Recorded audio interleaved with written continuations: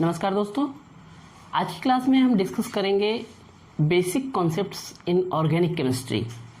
तो ये होता क्या है, जब आप कोई सब्जेक्ट पढ़ना शुरू करते हो तो उस सब्जेक्ट की समझ आपके अंदर तभी डेवलप होती है, वो चीज़ें तभी याद होती हैं जब उस सब्जेक्ट के बेसिक्स आपको क्लियर हों। अगर आपको बेसिक्स क्लियर नहीं है, आप कोई भी चैप्टर उठा लोगे, पढ़ोगे, खूब रीडिंग लगाओगे, लेकिन धीरे धीरे वो चीज़ें आपके दिमाग में बैठेंगी नहीं। इसलिए हर लेक्चर को पढ़ाने से पहले, किसी भी सब्जेक्ट को शुरू करने से पहले मैं क्या करूँगा, उस सब्जेक्ट के बेसिक्स आपको पढ़ाऊँगा। तो चूँकि हमें ऑर्गेनिक केमिस्ट्री स्टार्ट करनी है, इसलिए इस लेक्चर का सिर्फ एक ही मोटो है कि आपको ऑर्गेनिक केमिस्ट्री के बेसिक्स पता हों, जिससे आपको ऑर्गेनिक केमिस्ट्री से डर न लगे। सबसे पहले मैं आपको बता दूं कि ये जो चैप्टर है बेसिक कॉन्सेप्ट ऑर्गेनिक का, ये 9th क्लास के लिए, 10th, 11th और 12th, इन चारों क्लासेस के लिए इक्वली इम्पॉर्टेंट है। ऑर्गेनिक केमिस्ट्री का जो बेसिक चैप्टर हम पढ़ने जा रहे हैं, चारों क्लासेस के बच्चे इसे पढ़ सकते हैं। इसको पढ़ने के बाद फिर आप किसी भी क्लास की ऑर्गेनिक उठा लेना, चाहे 9th की उठा लो, चाहे 10th की, चाहे 11th की, चाहे 12th को, ईजिली आपको स्टेप बाय स्टेप चीज़ें समझ में आएंगी। तो चलिए स्टार्ट करते हैं। क्या है हमारा topic? Basic concepts in organic chemistry. देखो बच्चों, होता क्या है कि जब हम सब्जेक्ट पढ़ते हैं तो उसकी कुछ बिल्डिंग ब्लॉक्स हमें पता होना चाहिए। हमें ये पता होना चाहिए कि ओरिजिनेट कहाँ से हुआ है, कहाँ से स्टार्टिंग हो रही है, और इसकी कौन कौन सी चीज़ें हैं जो हमें हेल्प करती हैं कोई भी चैप्टर पढ़ने में। तो अगर हम बेसिक कॉन्सेप्ट पढ़ने से पहले एक साइंस के बारे में थोड़ा सा जानें, तो साइंस क्या होता है आपका? साइंस एक वर्ड से बना है जिसका मतलब होता था साइंटिया, ये आपने पढ़ा होगा। इसका मतलब होता है टू नो, किसी चीज़ को जानना। और इसी साइंस के हमने 3 पार्ट किए थे। एक होता था फिजिक्स, एक होता था केमिस्ट्री, और एक होता था बायोलॉजी। अगर फिजिक्स के बारे में देखें तो इसमें लॉज ऑफ नेचर पढ़ा जाता है, लॉज ऑफ, इसको भी डिस्कस करेंगे हम जहाँ जहाँ मिलता रहेगा। केमिस्ट्री के बारे में पढ़ें तो ये क्या होता है, केमिकल सब्सटेंसेस के बारे में। और बायोलॉजी के बारे में पढ़ें तो बायोलॉजी क्या होता है, केमिकल सब्सटेंसेस के बारे में पढ़ते हैं। बायोलॉजी क्या होता है, लिविंग्स के बारे में पढ़ते हैं। ये फर्दर क्लासिफाइड होता है, जैसे फिजिक्स की कई ब्रांचेस होती हैं, जैसे इलेक्ट्रिसिटी है, मैग्नेटिज्म है, ऑप्टिक्स है, इलेक्ट्रॉनिक्स है। This are branches of physics. के केमिस्ट्री के बारे में पढ़ते हैं तो केमिस्ट्री में भी अलग अलग ब्रांचेस होती हैं। हमारे पास ऑर्गेनिक होती है, इनऑर्गेनिक होती है, फिजिकल होती है। लिविंग्स के बारे में पढ़े तो इसमें भी 2 क्लासेस होती हैं, एक बॉटनी और एक जूलॉजी। बॉटनी में प्लांट के बारे में पढ़ते हैं, जूलॉजी में लिविंग्स जो हमारे एनिमल्स हैं उनके बारे में पढ़ते हैं। ठीक है, तो ये तो साइंस का क्लासिफिकेशन था। साइंस मतलब to know, scientia, scientia means to know, किसी चीज़ को जानना। और इस साइंस की भी 3 क्लासेस आपको पढ़नी है स्कूल लेवल पे, फिजिक्स, केमिस्ट्री और बायोलॉजी। फिजिक्स में ढेर सारी ब्रांचेस होती हैं, इलेक्ट्रिसिटी जिसमें बिजली के बारे में पढ़ेंगे, मैग्नेटिज्म जिसमें मैग्नेट के बारे में पढ़ेंगे, ऑप्टिक्स, इलेक्ट्रॉनिक्स, ये चीज़ें 1 by 1 डिस्कस करते हैं। केमिस्ट्री में क्या होता है? Chemistry is the branch of science which deals with the nature and properties of different matters, their chemical behaviours. This can be classified as organic chemistry, inorganic chemistry and physical chemistry. अब organic chemistry में क्या पढ़ेंगे? Carbon के बारे में पढ़ेंगे, लेकिन उसके भी बेसिक्स पढ़ लेते हैं। तो दोस्तों, लिविंग्स 2 क्लासिफिकेशन कर सकते हैं। बॉटनी जिसमें हम प्लांट के बारे में केवल पढ़ते हैं, और जूलॉजी जिसमें एनिमल्स के बारे में पढ़ते हैं। तो दोस्तों, ये सब बेसिक्स क्लासिफिकेशन साइंस का। और इसी साइंस में मैंने आपको बताया कि साइंस की केमिस्ट्री में जो ऑर्गेनिक है, उस ऑर्गेनिक के बारे में हम पढ़ेंगे। तो ये चीज़ आपको समझ में आ गई कि सब्जेक्ट का क्लासिफिकेशन क्या होता है। आगे ये दुनिया 2 चीज़ों से मिलकर बनी है। अगर यूनिवर्स की बात करें तो यूनिवर्स में 2 बेसिक बिल्डिंग ब्लॉक्स हैं, आपको समझ में आ रहा होगा। एक तो एनर्जी होती है और एक होता है मैटर। 2 ही चीज़ों से मिलकर बना है, या तो कोई चीज़ एनर्जी होगी या तो मैटर होगा। फॉर एग्जाम्पल, ये डस्टर क्या है? ये एक मैटर है।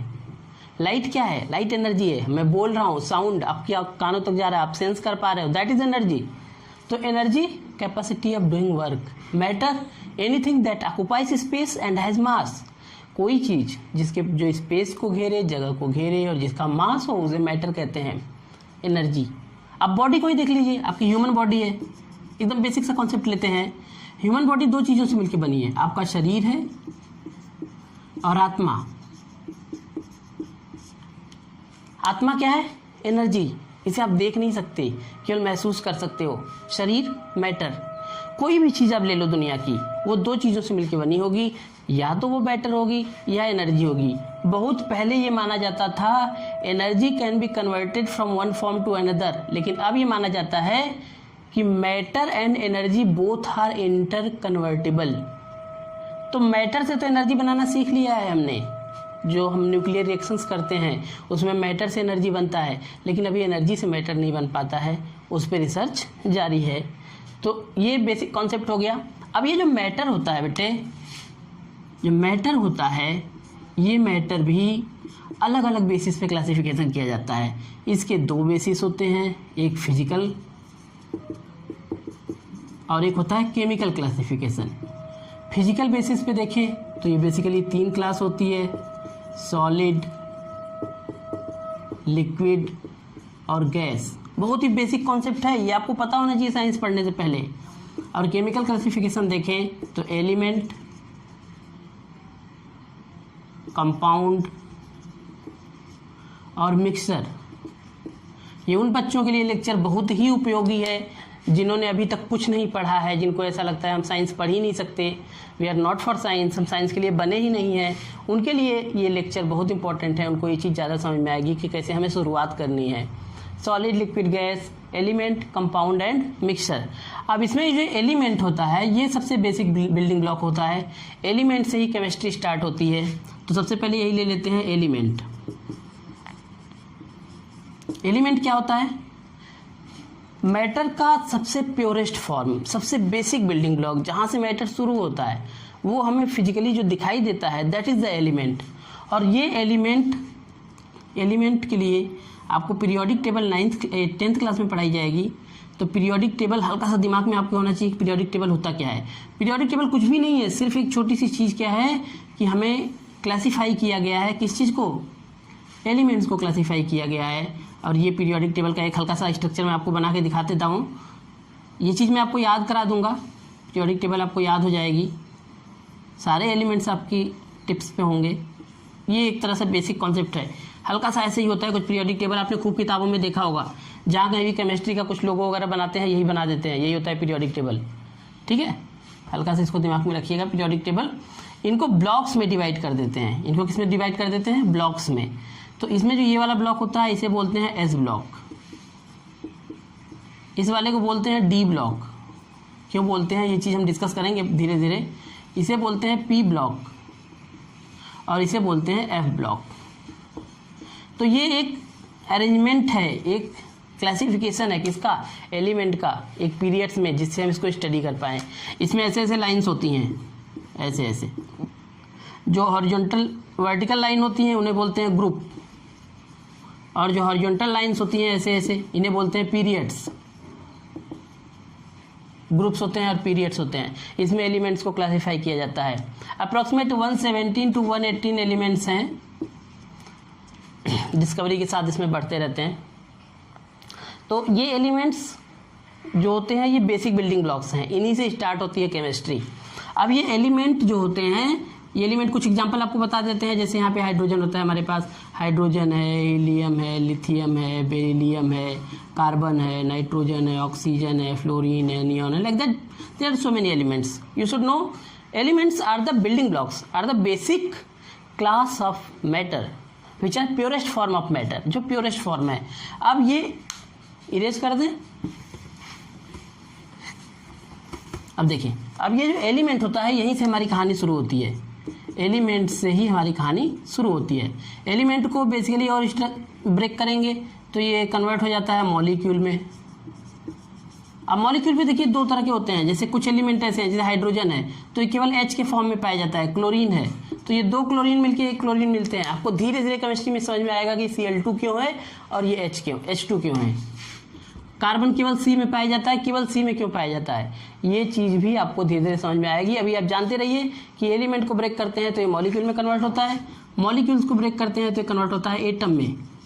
जब ये थियरी दी गई थी एटम वाली थियरी, आपके एक कणाद ऋषि थे, हमारे यहाँ कहा जाता है ना कण कण में भगवान है, तो हमारे यहाँ ये परमाणु वाला स्ट्रक्चर है जिसे एटम कहते हैं, ये कणाद मुनिभूत पहले दे चुके थे। बाद में डाल्टन ने ये थियरी दी एटम मतलब विच इज़ नॉट डिविजिबल, लेकिन उसके बाद ये और रिसर्च किया गया कि एटम भी डिवाइड हो सकता है, किसमें, 3 सब एटॉमिक पार्टिकल्स में। इलेक्ट्रॉन जो पॉजिटिव चार्ज होता है, इलेक्ट्रॉन नेगेटिव चार्ज होता है, प्रोटॉन पॉजिटिव चार्ज होता है और न्यूट्रॉन पे कोई चार्ज नहीं होता। इसके बाद भी क्लासिफिकेशन किया गया है क्वार्क में, लेकिन ये आपके स्कूल लेवल पे नहीं है, तो इसको अभी ज़्यादा चीज़ें दिमाग में रखेंगे तो दिमाग फट जाएगा, दिमाग काम नहीं करेगा। तो these are the basic atom के 3 सब एटॉमिक पार्टिकल्स हुए, इलेक्ट्रॉन, प्रोटॉन और न्यूट्रॉन। मिटा दें इसको। अब ये जो इलेक्ट्रॉन, प्रोटॉन और न्यूट्रॉन होते हैं, यहाँ से स्टार्ट होती हैं केमिकल रिएक्शंस स्टार्ट होती हैं। तो अगर नील्स बोर का मॉडल देखें तो एक न्यूक्लियस होता है हमारे पास, रदरफोर्ड ने डिस्कवरी की थी, कैसे की थी ये भी हम डिस्कस करेंगे। 11th क्लास का जो केमिस्ट्री का चैप्टर है पहला दूसरा, उसमें डिस्कस करेंगे। प्रोटॉन पॉजिटिव चार्ज होता है, इसके अंदर होता है, न्यूट्रॉन नेगेटिव चार्ज होता है, और ऑर्बिट्स होती हैं। ऑर्बिट्स मतलब एक रास्ता बाहर जिसमें इलेक्ट्रॉन रिवॉल्व करता है, इसमें इलेक्ट्रॉन रिवॉल्व करता रहता है, पहले में 2 है, दूसरे में 8 है। क्लासिफिकेशन धीरे धीरे पीरियोडिक, आपने इलेक्ट्रॉनिक कॉन्फ़िगरेशन पढ़ा होगा, ठीक, इलेक्ट्रॉन इसमें रिवॉल्व करता है। ये हमारा बेसिक कॉन्सेप्ट है। यहाँ से जब ये क्लासिफिकेशन होता है तो मान लो कोई एलिमेंट ए है, अगर ये एलिमेंट बी से रिएक्ट करना चाहता है तो रियल लाइफ में भी आप देखते हो 2 लोगों का रिश्ता कब बनता है, एक देता है और एक उससे कुछ उसको बेनिफिट होता है।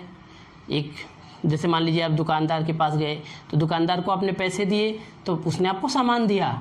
यही बेसिक कॉन्सेप्ट, जो बिजनेस का बेसिक कॉन्सेप्ट आपको दिखता है, जो रियल लाइफ में चीज़ें दिखती हैं, वही क्या दिखती हैं आपको बहुत ही माइन्यूट लेवल पे, बहुत ही एटॉमिक लेवल पे भी यही कॉन्सेप्ट होता है कि ए और बी के बीच में रिएक्शन तब होगा जब ये इसको इलेक्ट्रॉन देगा और ये इलेक्ट्रॉन क्या करेगा, गेन करेगा। तो होता क्या है, एकदम बेसिक से कॉन्सेप्ट आपको बताते हैं कि ए इलेक्ट्रॉन लूज करेगा तो ए पॉजिटिव बन जाएगा, बी इलेक्ट्रॉन गेन करेगा तो निगेटिव बन जाएगा। अगर बी की बात करें तो बी इलेक्ट्रॉन गेन करेगा तो क्या बन जाएगा, निगेटिव बन जाएगा। और इसमें हम कहते हैं कि ए पॉजिटिव बी निगेटिव जब पास पास आते हैं तो पॉजिटिव निगेटिव को अट्रैक्ट करता है और ये ए बी बन जाता है। एकदम छोटी सी बात, छोटी क्लासेस में आपने पढ़ा होगा। वास्तव में क्या होता है, वास्तव में 2 एलिमेंट्स के बीच में बॉन्ड तभी बनता है जब उनके इलेक्ट्रॉन शेयर होते हैं, और उसके शेयरिंग के 2 तरीके होते हैं। इलेक्ट्रॉन की क्या होती है, शेयरिंग होती है, और इलेक्ट्रॉन की शेयरिंग जो होती है ये 2 बेसिस पे होती है। एक होता है ट्रांसफ़र और एक होता है ओनली शेयर।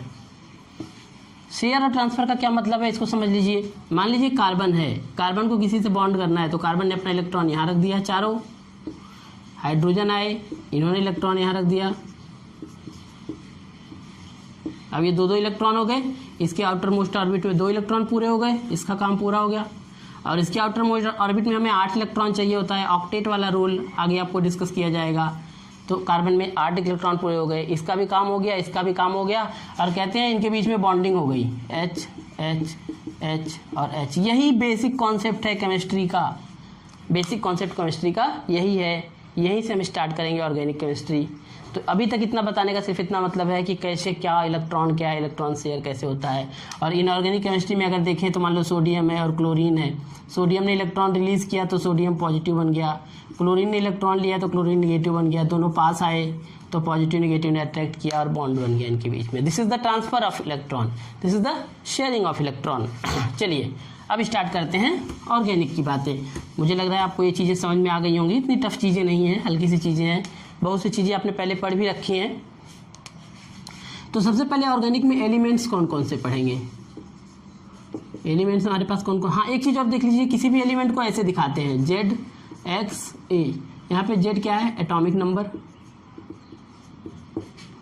A क्या है, मास नंबर। मास नंबर क्या होता है, proton plus neutron. Atomic number क्या होता है, ओनली प्रोटॉन। बहुत लोग कंफ्यूज होते हैं कि अगर ओनली प्रोटॉन है तो ओनली इलेक्ट्रॉन भी तो हो सकता है। ओनली इलेक्ट्रॉन नहीं होगा। क्यों नहीं होगा? क्योंकि अगर कोई एलिमेंट आयंस बनाता है बाय लूजिंग और gaining of electron, then number of electron will be change. That's why atomic number will always be calculated with the help of number of proton which is always constant in the case of electronic reactions, not in the case of nuclear reaction. दोनों reaction हम आपको discuss करेंगे। ये होता है symbol, किसी भी element का सिंबल होता है। फॉर एग्जाम्पल ये हाइड्रोजन है, यहाँ पे 1 लिख देते हैं, यहाँ पे 1 लिख देते हैं, तो इसका मतलब H मतलब हाइड्रोजन, नीचे वाले 1 का मतलब एटॉमिक नंबर Z, और ऊपर वाले 1 का नंबर यहाँ 1 1 क्यों है? क्योंकि यहाँ एक ही प्रोटॉन होता है, इसमें न्यूट्रॉन नहीं होता, इसलिए एक प्रोटॉन इसमें, एक प्रोटॉन। ठीक है, क्लियर है ये? कौन कौन से एलिमेंट्स पढ़ेंगे? एक तो सबसे इंपॉर्टेंट चीज़ कार्बन पढ़ेंगे। कार्बन पढ़ेंगे। कार्बन, हाइड्रोजन, नाइट्रोजन, ऑक्सीजन, और एक इंपॉर्टेंट सबसे क्या है? हेलोजन। इसे हेलोजन कहते हैं। हेलोजन। हेलोजन की कौन कौन से होते हैं? Fluorine, chlorine, bromine, iodine. याद रखिएगा इनको। कहीं कहीं हम फास्फोरस और सल्फर भी पढ़ेंगे थोड़ा सा। जब आप हायर ऑर्गेनिक पढ़ेंगे तो उसमें फास्फोरस और सल्फर भी आता है। तो अभी आप देख लें, कार्बन पढ़ेंगे, हाइड्रोजन पढ़ेंगे, नाइट्रोजन, ऑक्सीजन, फास्फोरस, सल्फर और हेलोजन। हेलोजन मतलब फ्लोरीन, क्लोरीन, ब्रोमीन, आयोडीन। एक होता है एस्टाटीन। एस्टाटीन क्या होता है कि ये एस्टाटीन रेडियो एक्टिव होता है, तो इसके कंपाउंड्स कम बनते हैं, तो इसको कम स्टडी करेंगे। अभी हम basically fluorine, chlorine, bromine, iodine को करते हैं। ये हेलोजन ग्रुप होता है, पीरियोडिक टेबल का 17वां ग्रुप, 17th ग्रुप होता है, ये हेलोजन ग्रुप बोलते हैं इसे। अगर आपको याद ना हो रहा होगा तो इसके लिए एक छोटा सा ट्रिक है। फिर कल बाहर आई आरती। आरती कोई लड़की है, फिर कल बाहर आई, तो फिर मतलब एफ बोले तो फ्लोरीन, कल मतलब Cl, बाहर मतलब ब्रोमीन, आई मतलब आयोडीन, आरती मतलब एस्टाटीन। तो ये चीज़ याद करने वाली है। ऐसे ही पीरियोडिक टेबल में आपको याद करा दूंगा, सारी पीरियोडिक टेबल आपको याद रहेगी। अभी फिर कल बाहर आई आरती का मतलब fluorine, chlorine, bromine, iodine, astatine. Is that clear? बहुत ही बेसिक सा कॉन्सेप्ट है। तो इतने तो एलिमेंट्स पढ़ेंगे, इनके एलिमेंट्स के बारे में पढ़ेंगे। अब जिनको ज़्यादा डिटेल में पढ़ेंगे उनके बारे में थोड़ी थोड़ी बातें जान लेते हैं। फॉर एग्जांपल कार्बन के बारे में पढ़ेंगे। तो कार्बन क्या होता है? कार्बन का मतलब होता है 6C12, यानी इसके 6 तो होंगे प्रोटॉन, 6 होंगे इलेक्ट्रॉन और 6 होंगे हमारे पास न्यूट्रॉन। हाइड्रोजन के बारे में पढ़ेंगे तो 1H1, यानी इसमें प्रोटॉन कितने होंगे? 1, नाइट्रोजन 0, इलेक्ट्रॉन 1। ये जानते रहे। बेसिक स्ट्रक्चर पढ़ेंगे तो कार्बन के न्यूक्लियस है ये, और न्यूक्लियस के बाहर जो पहली ऑर्बिट है इसमें 2 इलेक्ट्रॉन रहेंगे, और जो दूसरी ऑर्बिट है इसमें 4 इलेक्ट्रॉन रहेंगे। 6 हैं टोटल। तो जो भी हम कभी भी इलेक्ट्रॉनिक रिएक्शन होती है तो उसमें जो आउटर मोस्ट ऑर्बिट है, जो सबसे बाहर की ऑर्बिट है, उसी के इलेक्ट्रॉन अनस्टेबल होते हैं और उन्हीं इलेक्ट्रॉन से बॉन्डिंग होती है। तो जब भी कार्बन को दिखाएंगे तो कार्बन के पास कितने हैं? 4 इलेक्ट्रॉन। हाइड्रोजन के पास कितना इलेक्ट्रॉन है? 1 इलेक्ट्रॉन। ये चीज़ दिमाग में रखेंगे। ये डॉट और क्रॉस क्यों दिखाते हैं ये भी मैं आपको बताऊंगा। हाइड्रोजन के पास 1 इलेक्ट्रॉन है, कार्बन के पास 4 इलेक्ट्रॉन है, इन्हीं की बॉन्डिंग होती है। ऐसे ही ऑक्सीजन की बात करेंगे तो ऑक्सीजन के आउटर मोस्ट में 6 इलेक्ट्रॉन होते हैं। ऑक्सीजन के आउटर मोस्ट में कितने होते हैं? ठीक, तो इनको आप थोड़ा दिमाग में रखिएगा। अब देखिए, अब इनकी जो बॉन्डिंग होती है, ये आपके बेसिक एलिमेंट्स यूज होते हैं। अब इसके बाद देखिए, कार्बन अगर किसी से रिएक्ट करेगा तो इसके ऐसे कहते हैं 4 बॉन्ड है, मतलब 4 तरफ से ये अट्रैक्ट हो सकता है, 4 तरफ से अटैच हो सकता है। हाइड्रोजन के पास केवल 1 है, क्योंकि केवल 1 इलेक्ट्रॉन। ऑक्सीजन क्या कर सकता है? ऑक्सीजन के पास 2 बॉन्ड होते हैं। ये बॉन्ड्स केवल दिमाग में रखिएगा। हाइड्रोजन के पास 1 ही बॉन्ड होता है। मतलब बॉन्ड का सिर्फ इतना मतलब हुआ कि ये इतने इलेक्ट्रॉन शेयर कर सकता है। एक्स अगर हाइड्रोजन 1 इलेक्ट्रॉन शेयर कर लेगा तो इसका सेटिस्फेक्शन हो जाएगा, मीन्स इसका ऑक्टेट पूरा हो जाएगा। हाइड्रोजन 1 शेयर कर लेगा तो ऑक्टेट पूरा हो जाएगा। कार्बन 4 कर लेगा तो ऑक्टेट पूरा होगा। ये एक तरह का स्ट्रक्चर आपको सिर्फ ये दिखाया गया है कि ये बॉन्ड है, जो इसका सिर्फ इतना मतलब है कि यहाँ कोई एलिमेंट आके जुड़ सकता है। ऑर्गेनिक में सिर्फ अपने दिमाग में ये रखिए कि अगर कोई बॉन्ड खुला है तो इसका मतलब इलेक्ट्रॉन जुड़ सकता है। सबसे बेसिक चीज़ें पढ़ने के सबसे सही तरीका ये है, ज़्यादा दिमाग मत लगाइए इसमें। क्लियर। अब देखिए, अब एक क्लास होता है हाइड्रोकार्बन। हाइड्रोकार्बन क्या होता है? अगर कार्बन आपस में जुड़ता जाए और उसमें हाइड्रोजन जुड़ता जाए, फॉर एग्जांपल कार्बन कार्बन से जुड़ गया और जो बाकी बॉन्ड है वहाँ क्या होगा? हाइड्रोजन लग जाए, लाइक दिस। या यहाँ कार्बन 2 बॉन्ड आपस में लग जाए और बाकी जगह क्या लग जाए? हाइड्रोजन। देखिए 4 बॉन्ड है, केवल काउंटिंग करनी है आपको। इस वाले कार्बन को उठाया 1 2 3 4, कार्बन का 4 होता ही है। हाइड्रोजन को उठाया 1, पूरा है, कंप्लीट है। ऐसे गिनना है आपको। ये कार्बन है 1 2 3 4, इसका 4 पूरा। इस वाले कार्बन का 1 2 3 4, इसका भी 4 पूरा। बस आपको बॉन्ड गिनने हैं। अगर 3 आपस में बना लेता है तो क्या होगा?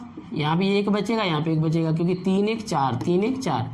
अब यही जो क्लास होती है जहाँ पे कार्बन कार्बन में सिंगल बॉन्ड हो गया, इसको एल्केन बोल देते हैं।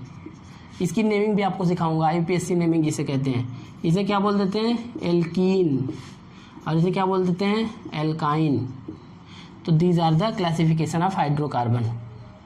इसके अलावा कुछ होते हैं जिसमें ऐसे आपने देखा होगा खूब बनाते हुए लोगों को, ये बेंजीन होता है। क्या होता है? बेंजीन। तो जिसमें बेंजीन होता है वो होता है एरोमेटिक कंपाउंड। इन्हें बोलते हैं एलिफेटिक। थोड़े टर्म्स आपको इसीलिए मैं पहले ही याद करा रहा हूँ ताकि बाद में आपको दिक्कत ना हो। एरोमेटिक, एरोमा खुशबू, जिसमें महक आए, लाइक बेंजीन, फिनॉल, क्लोरोबेंजीन, ऑक्सोबेंजीन। तो जो चीज़ें बेंजीन के साथ बनती हैं, जिसमें बेंजीन क्या है वो भी डिस्कस करेंगे। और ये होता है एलिफेटिक। एलिफेटिक मतलब एक लाइन में बनाए, एक एलिफेटिक मतलब एक लाइन में बनाए। तो ये हाइड्रोकार्बन हो गया, कोई डाउट तो नहीं है इसमें। तो ये ऑर्गेनिक ही चल रही है आपकी। एलिमेंट्स के बारे में पढ़ा, बॉन्डिंग कैसे होती है ये पढ़ा। देन हमने ये देखा कि इसका जो हाइड्रोकार्बन है इसकी 2 क्लासिफिकेशन है, एरोमेटिक, एलिफेटिक। एलिफेटिक में लीनियर होता है जिसमें 3 होते हैं, एल्केन, एल्कीन, एल्काइन। और एरोमेटिक मतलब जिसमें बेंजीन इन्वॉल्व होता है। मिटा दें इसको। अभी बहुत ज़्यादा दिमाग पे जोर मत डालिएगा, ये चीज़ें हर चैप्टर में पढ़ाई जाएंगी, लेकिन आपको एक बेसिक्स पता होना चाहिए, इसलिए लेक्चर लिया गया है। चलिए, इसके बाद एक चीज़ होती है फंक्शनल ग्रुप। फंक्शनल ग्रुप का क्या मतलब है? फंक्शनल ग्रुप का मतलब ये हो गया कि कोई भी एटम और group of atom which changes the property of hydrocarbon. कोई भी हाइड्रोकार्बन ले लें, उसमें कोई ऐसा ग्रुप लगा दें, चाहे वो एटम हो चाहे ग्रुप ऑफ एटम हो, ताकि उसकी प्रॉपर्टी चेंज हो जाए। फॉर एग्जांपल कुछ ग्रुप के बारे में आपको बता देते हैं। जैसे एक ग्रुप हमारा हैलोजन ही हो गया, ये एक तरह का फंक्शनल ग्रुप है। एक ग्रुप हमारे पास हो गया OH। अब देखिए OH कैसे बना होगा, याद करिए। ऑक्सीजन के 2 खाली होते थे, हाइड्रोजन का 1 खाली होता था, ये इसके साथ आके अटैच हो गया तो OH यहाँ बन गया, और एक हाइड्रोजन का खाली है ना, तो इसको मैंने ऐसे लिख दिया, कोई डाउट तो नहीं है। ऐसे ही CHO। अब CHO कैसे बना होगा? कार्बन के 4 होते हैं तो 2 इसने हाइड्रोजन के साथ शेयर कर लिए, 2 ऑक्सीजन के साथ, 1 हाइड्रोजन के साथ, और 1 बच गया, इसे CHO बोल दिया। COOH। यहाँ क्या हुआ होगा? 2 ऑक्सीजन, 1 OH और 1 खाली। ठीक है, बेसिक सा है, कोई इसमें डाउट नहीं है। एक मान लीजिए हमने कहा कार्बन और यहाँ पे 2 खाली हो गई, ऐसे CO बोल दिया। क्लियर है? These are the groups. इन्हें क्या कहते हैं? ग्रुप्स। यहाँ X की वैल्यू कुछ भी हो सकती है, क्या? फ्लोरीन, क्लोरीन, ब्रोमीन, आयोडीन कम बनाता है। तो these are the functional groups. इनके कुछ नाम होते हैं, जैसे ये, इसे बोलते हैं अल्कोहल ग्रुप। अल्कोहल पीने वाला, दारू नहीं पीते हैं लोग, शराब पीते हैं ना, वो शराब यही है, OH। अब दारू बनाना नहीं सीखेंगे केमिस्ट्री में, केवल जानेंगे दारू क्या होती है, OH ग्रुप कैसे चेंज करता है, क्या होता है दारू। तो उस पर ज़्यादा दिमाग मत लगाइए, बेकार चीज़ है। CHO होता है, इसे बोलते हैं एल्डिहाइड। इसे बोलते हैं कार्बोक्सिलिक एसिड। आप तो खुश हो गए होंगे, चलो हम तो केमिस्ट्री में दारू सीखेंगे। अल्कोहल, इसे बोलते हैं कीटोनिक ग्रुप। तो these are the functional group. When these are attached with hydrocarbon, it forms special class of compounds that is, अगर यहाँ पे कार्बन है, यहाँ पे OH लग गया, और बाकी जगह पे हमारे पास क्या है? H। पहले कार्बन से बना, इसे क्या कहते हैं? ये अल्कोहल है हमारा, अल्कोहल का अलग ग्रुप हो गया। अगर यहीं पे 2 कार्बन कर दे तो ऐसे तो बनेगा, यहाँ पे H, यहाँ पे H, यहाँ पे H, यहाँ पे H। इसे क्या बोलते हैं? C2H5। 2 कार्बन 5 हाइड्रोजन, 2 2 4 1 5 और 1 OH। इसको ऐसे मत लिख दीजिएगा C2H6O, ऐसे नहीं लिखा जाता है। फंक्शनल ग्रुप हमेशा एक साथ लिखा जाता है, ठीक है। C2H5OH। और यही है इथेनॉल। ये क्या है? इसका नाम इथेनॉल है। इथेनॉल बहुत ही आसानी से नाम आया है, कैसे आया है आपको समझ में आ जाएगा। इथेनॉल, और यही अल्कोहल है जो पिया जाता है। आप खुश हो गए होंगे, चलो बोर्ड पे हमने बना दिया अल्कोहल, इजीली अल्कोहल बना दिया। 2 कार्बन लगाया, 1 OH लगाया, अल्कोहल बन गया। तो यही वो क्लास है जिसे आप 12th क्लास की ऑर्गेनिक के 2nd चैप्टर में पढ़ेंगे, अल्कोहल एंड फिनॉल, जहाँ OH ग्रुप है। ऐसे ही CHO लगा देंगे तो एल्डिहाइड ग्रुप हो जाएगा। तो फंक्शनल ग्रुप क्या है? जो इनकी प्रॉपर्टी को बदल दे रहा है। फॉर एग्जाम्पल, अगर हम केवल ऐसे बोले तो इसकी प्रॉपर्टी अलग है। इसे क्या बोलेंगे? ये मीथेन है। यहाँ से एक हाइड्रोजन को गायब किया और यहाँ पे क्या आ गया? OH आ गया, रिप्लेस कर दिया इसने इसको, ठीक है। तो these are the class of compound, these are the special class of compound containing special functional group. ये दो से ज़्यादा भी फंक्शनल ग्रुप कर सकते हैं। तो मुझे लगता है आपको यहाँ तक बात समझ में आ गई।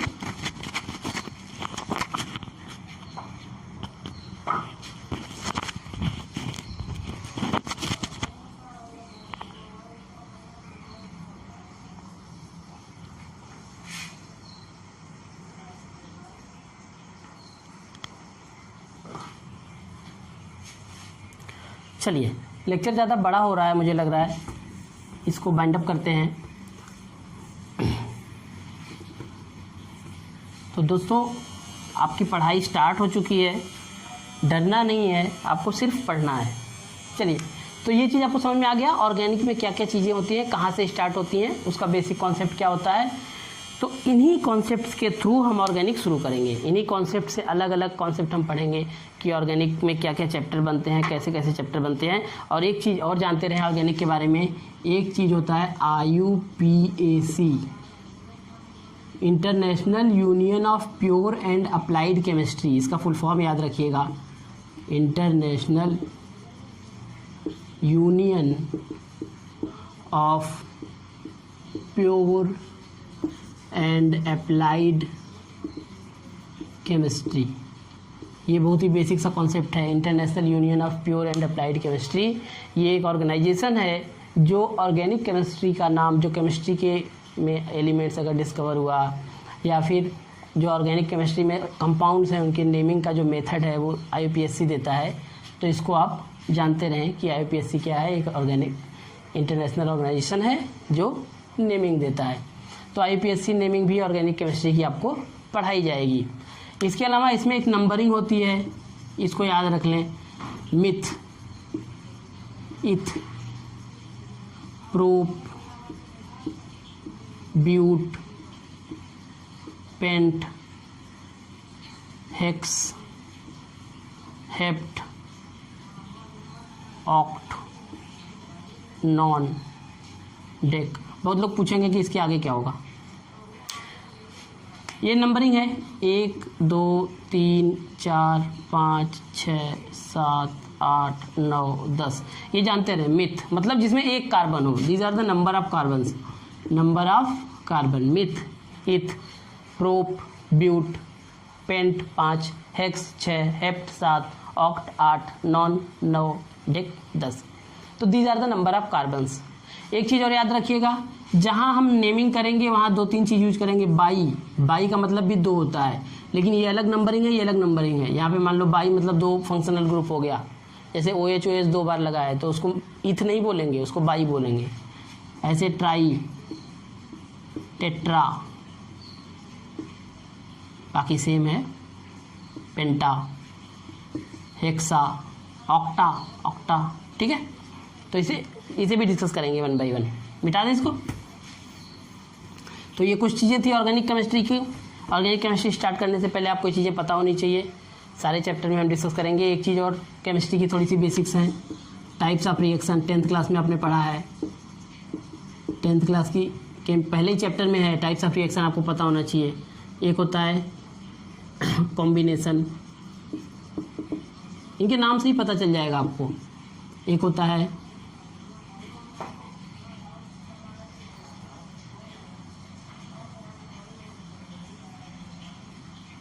चार क्लासेस हैं, डिस्प्लेसमेंट,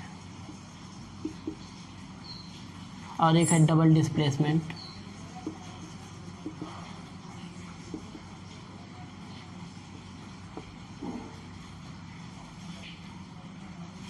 होता है एक डिकम्पोजिशन होता है, एक होता है डिस्प्लेसमेंट, एक होता है डबल डिस्प्लेसमेंट। इसके नाम से ही पता चल जाएगा। कम्बिनेशन मतलब चीज़ें जुड़ रही हैं, डिकम्पोजिशन मतलब चीज़ें टूट रही हैं, डिस्प्लेसमेंट मतलब एक एक को हटा रहा है, डबल डिस्प्लेसमेंट मतलब दो दो को हटा रहे हैं। तो ये बेसिक सा कॉन्सेप्ट है, आपको पता होना चाहिए। फॉर एग्जांपल अगर ए प्लस बी मिलके सी बन रहा है तो क्या है, कम्बिनेशन है। और ए टूट के बी और सी में जुड़ रहा है तो क्या हो रहा है, ये डिस्प्लेसमेंट, ये डिकम्पोजिशन है। और डिस्प्लेसमेंट क्या हुआ, ए बी थे साथ में, पी आ गया तो पी ने ए को रिप्लेस कर दिया तो ये क्या हो गया, डिस्प्लेसमेंट हो गया। देखो, और डबल डिस्प्लेसमेंट में क्या हो गया, मान लो ए बी और पी क्यू आपस में जुड़े हुए थे तो ये पी बी के साथ सेट हो गया और जो ए है वो क्यू के साथ सेट हो गया, डबल डिस्प्लेसमेंट। ये बेसिक सा कॉन्सेप्ट है। This is the classification of chemical reaction. और यही रिएक्शन आपको इनऑर्गेनिक में भी दिखेगी, यही रिएक्शन आपको ऑर्गेनिक में भी दिखेगी, यही फिजिकल में भी दिखेगी। तो ये जानते रहें। तो ये इस क्लास का सिर्फ एक ही मोटो है कि आपको बेसिक्स पता हो ताकि आप केमिस्ट्री की, ऑर्गेनिक केमिस्ट्री को सही से स्टार्ट कर सकें। और मुझे लगता है ये क्लास आपको समझ में आई है। कोई भी डाउट होगा आप कमेंट सेक्शन में पूछ सकते हैं। इसके अलावा दोस्तों अब पढ़ाई अच्छे से चलेगी और लेक्चर्स भी आपके लिए जाएंगे। जल्दी ही मैथ से बात हुई है, मैथ के टीचर से, तो वो जल्दी ही लेक्चर अपलोड करेंगे। तो आपसे रिक्वेस्ट है कि ये वीडियो, ये चैनल ज़्यादा से ज़्यादा लोगों को शेयर करें ताकि वो बच्चे जो कोचिंग नहीं कर सकते, जिन्हें कहीं क्लास नहीं ले सकते हैं, जो बाहर नहीं जा सकते हैं, कम से कम वो इसका यूज करें। क्योंकि हर हाथ में एंड्रॉयड फ़ोन है, कम से कम आप एक लेक्चर तो देख ही सकते हो। इसी के साथ वीडियो को लाइक करें, शेयर करें और चैनल को सब्सक्राइब करें और अपने दोस्तों में शेयर करें। Thank you.